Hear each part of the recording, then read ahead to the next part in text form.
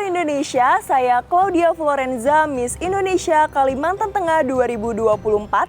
Di sini saya bersama rekan saya. Saya Niki Anartia, Miss Indonesia Jawa Barat tahun 2024. Dan hari ini kita akan membahas isu yang lagi hangat-hangatnya dibicarakan, yaitu tentang ketidaksetaraan akses pendidikan untuk perempuan, terutama pada literasi dan perguruan tinggi nih Miss.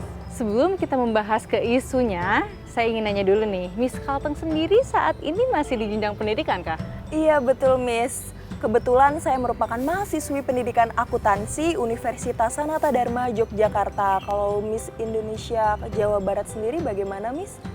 Saya juga masih menjadi mahasiswa di ilmu komunikasi di universitas saya di Inaba, itu berada di Bandung Miss. Iya baik. Mengingat kita saat ini ada di jenjang pendidikan ya Miss, kita patutnya bersyukur karena dalam sejarah bertahun-tahun lalu perempuan itu tidak bisa mengakses pendidikan Miss. Jadi mereka umur 11-12 tahun mereka sudah dinikahkan, sehingga tidak ada kesempatan untuk mereka mengakses pendidikan.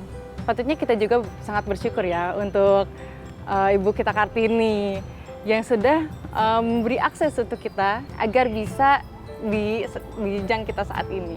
Jadi menurut data yang telah saya baca sebelumnya Miss, ada data dari Badan Pusat Statistik mengatakan bahwa di Indonesia ini didominasi oleh perempuan sebesar 49,5%.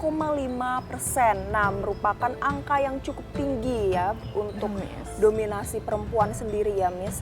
Jadi ketika kita mengaitkan Badan Pusat Statistik ini dengan data di mana Indonesia merupakan sistem pendidikan terbesar urutan keempat di dunia. Jadi pertanyaan saya, apakah dari peringkat keempat ini merupakan signifikan ketika kita kaitkan dengan kasus pendidikan yang ada di Indonesia? Terutama mengenai perempuan ya Miss. Iya, betul mengingat sekali. itu sendiri, sedih sekali rasanya karena masih di daerah sekitar saya, itu banyak sekali perempuan yang merasa pendidikan itu bukanlah hal yang penting. Terutama dari mereka juga udah statement kalau batas pencapaian mereka itu sebagai istri gitu. Tentunya kita tidak underestimate untuk menjadi ibu rumah tangga sendiri bukanlah hal yang gampang ya Miss. Tapi tidak sepatutnya kita mengesampingkan mimpi kita sebagai perempuan hanya untuk alasan itu, seperti itu. Saya rasa banyak mimpi yang bisa kita achieve lebih dari itu. Kalau kita mengatakan tentang kesenjangan perempuan di tingkat pendidikan, di tingkat universitas sendiri, saya membaca bahwa Indonesia ini memiliki data dari tahun 2016 hingga 2021 di mana data tersebut banyak jumlah mahasiswa itu meningkat dari yang awalnya 6 juta orang menjadi 8 juta orang. Jadi di mana dari data tersebut kita bisa mengaitkan bahwa banyak sekali yang excited dengan perguruan tinggi, namun pada dasarnya masih tetap didominasi oleh laki-laki. Nah, jadi perempuan sendiri juga tidak ada yang banyak untuk di perguruan tinggi. Nah, membahas hal itu, saya tuh bingung ya, karena tidak ada universitas di Indonesia yang tidak menerima perempuan tentunya. Tentunya semua universitas di Indonesia sudah bisa diakses oleh perempuan. Lalu apa sih yang menghentikan kita buat pergi ke sana?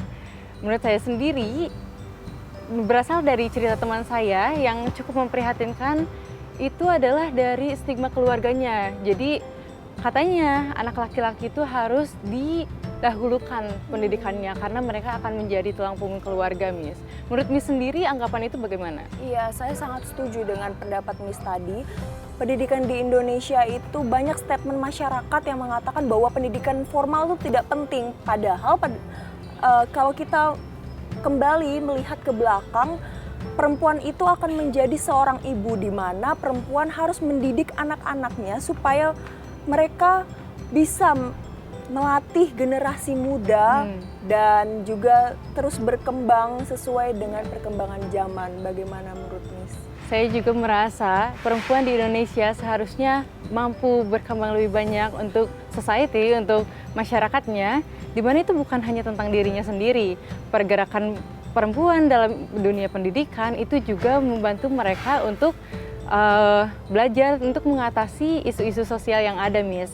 Jadi untuk akses pendidikan ini tidak hanya membantu dari sisi perempuan sendiri, tapi ini juga sangat membantu dalam kancah Indonesia, apalagi dunia ya, bisa kita katakan seperti itu. Iya, jadi kalau kembali lagi ketika kita membahas tentang pendidikan, sebelum kita membahas akses pendidikan, kita melihat terlebih dahulu bahwa apakah sudah ada keadilan antara perempuan dan laki-laki di Indonesia ini. Karena seperti yang kita ketahui dari seluruh aspek yang ada, banyak sekali wanita itu dianggap remeh dan laki-laki lebih mendominasi ketimbang wanita. Jadi apalah daya ketika kita membahas tentang aspek pendidikan jika keadilan itu belum ditegakkan untuk para kaum wanita. Betul, Miss. Jadi, kualitas sendiri itu come second ya. Jadi yang pertama kita harus membahas dulu dari keadilannya, apakah mereka punya akses seperti itu. Lalu juga menurut saya ini tentang apa yang kita lakukan hari ini nih. Apa yang kita lakukan hari ini yang bisa membantu mereka. Ya, salah satunya kita dengan berbicara di sini, kita mengajak semua masyarakat, baik dari laki-laki maupun perempuan untuk ikut menyuarakan kesetaraan gender dalam akses pendidikan. Dan kita juga mengajak perempuan-perempuan di Indonesia untuk lebih banyak berkarya, bahwa mimpi kalian bisa lebih banyak dan kalian juga bisa mengusahakannya. Iya, baik, Miss. Jadi ini juga topiknya sangat relate dengan pendidikan saya di universitas saya, di mana saya memiliki advokasi bersama teman-teman melakukan gerakan tanggap mengajar, di mana kita dari hal kecil saja bisa kita lakukan dengan meningkatkan kualitas literasi. Kita mengajak generasi muda untuk membaca buku, walaupun tidak buku pelajaran, setidaknya kaum muda itu sangat merasa tertarik dengan untuk adanya ya. buku. Iya, karena ada slogan buku jendela dunia. Jadi kita tidak hanya sekedar slogan, namun juga kita implementasikan di kehidupan kita sehari-hari. Membahas advokasi nih, Miss, saya juga ada advokasi di pendidikan, yaitu mengenai pergerakan gimana kita bisa mengajar orang-orang agar dapat karir yang lebih baik, terutama dari sisi bahasa dan juga komunikasi, seperti itu. Dan sejauh ini mereka semua sudah berkembang sangat banyak ya, mulai dari kepercayaan diri, juga kemampuan mereka untuk memanage stres dan taking risk. Itu menurut saya sangat skill-skill yang sangat penting.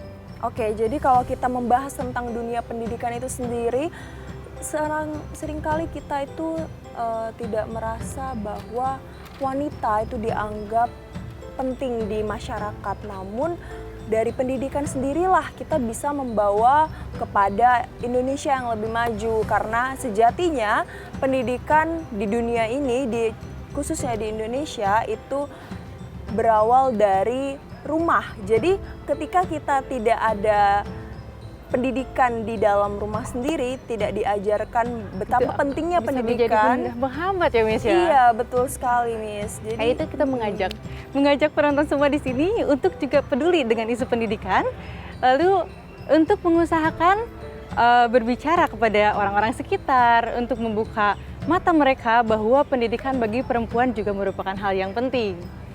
Mungkin itu yang bisa kita sampaikan hari ini ya, Miss? Iya, betul sekali, Miss. So I invite you here to do what we can do here today for your mother, for your sister, for your family, and also let's do small things together so we can achieve more. Saya Claudia Florenza, Miss Indonesia Kalimantan Tengah 2024. Dan saya Niki Anartia, Miss Indonesia Jawa Barat tahun 2024.